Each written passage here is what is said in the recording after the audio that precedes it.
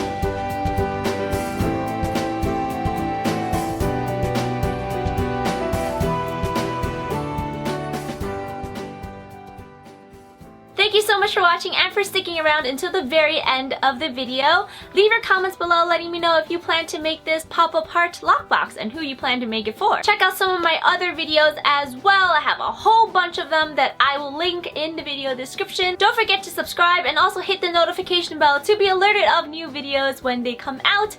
And I will see you in my next video. Bye!